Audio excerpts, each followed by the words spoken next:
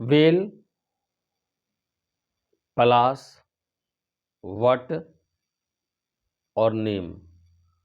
Bell, Palash, what और नीम, ये चारों वृक्षों के 12-12 आंगुल का डंठल आपको लेना है। समझ लीजिए, ये चारों वृक्ष का आपको 12-12 आंगुल का डंठल लेना है। दिन को लिखिए, जो मैं बोलने के लिए जा रहा हूँ ये दिन लिखिए। नीम को, वेल को, पलाश को और वट को। नीम, वट, पलाश और बेल, इन चारों वृक्षों का 12-12 आंगुल का आपको डंठल लेना है। उसका इतना मोटा होना चाहिए, लेना है आपको, ठीक है ना, 12-12 आंगुल का। उसको आप ले लीजिए। दिन आप याद कीजिए, रविवार को नहीं तोड़ना है, मंगलवार को नहीं तोड़ना है, बाकी और 5 दिनों में आप इनको निकाल सकते हैं, आप ले सकते हैं। वृक्ष के पास आप जाइए तो उन पौधों को, उन वृक्षों को पहले प्रणाम कर लीजिए। एक दिन पहले, जिस दिन आपको निकालना है उससे पहले उनको प्रणाम कर लीजिए। उनको कहिए कि मैं किसी प्रयोग के लिए, किसी काम के लिए आपका डंठल लेकर जा रहा हूँ, आप हमारे कार्य को सफल कीजिएगा। फिर आपकी जो इच्छा है, जो आपकी मनोकामना है, उसको एक कागज पर लिखकर और उन वृक्षों के पास आपको रखना होगा। और रखने के बाद उस वृक्ष से आपको 12-12 आंगुल का डंठल लेना है और इसको लेकर आप अपने घर पर आइए। शुद्ध जल से उसे स्नान कराइए, फिर गंगा जल से उसे स्नान कराइए। धूप, हल्दी, चंदन जो भी आपके पास उपलब्ध हो उनसे विधिवत उनका पंचों प्रकार पूजन कर लीजिए। ठीक है, इन चारों डंठलों का विधिवत प्रकार से इनका पूजन कर लीजिए। पूजन करने के बाद इसका प्रभाव क्या होगा जानते हैं?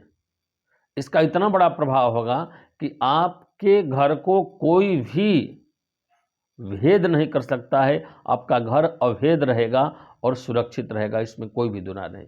कुछ नक्षत्र, समय, तिथियां का भी इसमें जो वर्णन किया गया है वो मैं आपके साथ अभी शेयर नहीं कर पा रहा हूं, लेकिन आपको कुछ नक्षत्र, तिथियां के बारे में जानकारी नहीं है तो आप मंगलवार और रविवार छोड़कर किसी भी दिन इसको निकाल सकते हैं। ठीक है, आपको अगर ये चीज चाहिए, पूजन कराकर, आपके नाम से संकल्प कराकर आप तक भेज भी दिया जाएगा, इसमें कोई दो राय नहीं। ये आपको अनेक प्रकार की परेशानियों से बचा देगा और आपको घर को एक सुरक्षा कवच प्रदान करेगा। तो आप उनको ले आइए, गंगाजल आदि से स्नान कराकर, हल्दी, धूप, चंदन से उनका पंच प्रकार पूजन कर लीजिए। पूजन करने के बाद उन चारों डंडलों को आप रख दीजिए। ठीक है, अब उन चारों डंडलों में आप धागा बांध दीजिए। मौली धागा जो होता है उनको बांध दीजिए दोनों तरफ।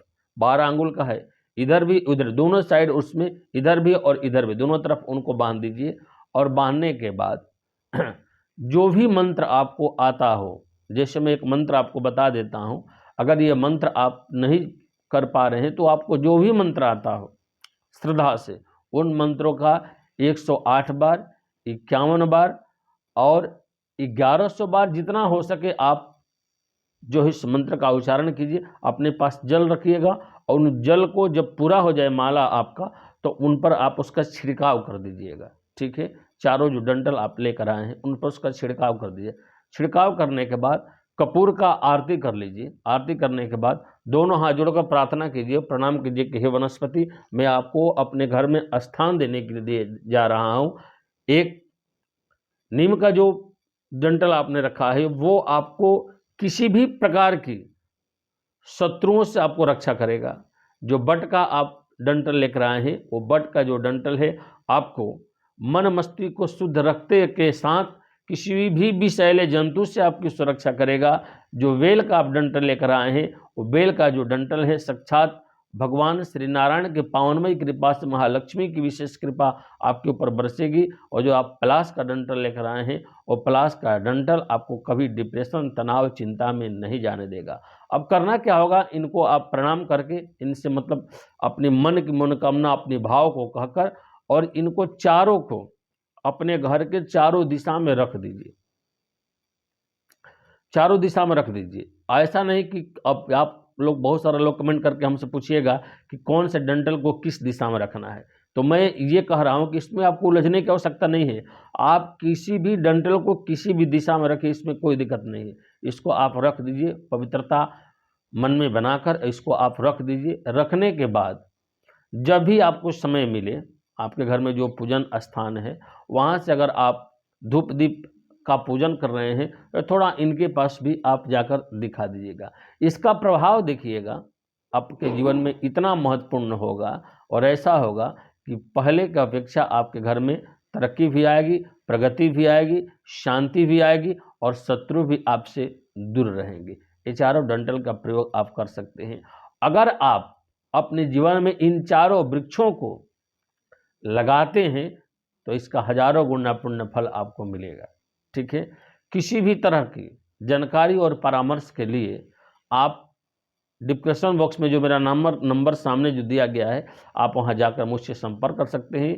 इसी प्रकार के इनके जड़ों से एक यंत्र भी तैयार होता है जिससे आप अपने गले में धारण भी कर सकते हैं। या आपको यंत्र चाहिए या पौधे संबंधित कोई भी जानकारी सलाह तो आप मुझसे प्राप्त कर सकते हैं, इसमें कोई भी दिक्कत नहीं है। हरिओम नारायण।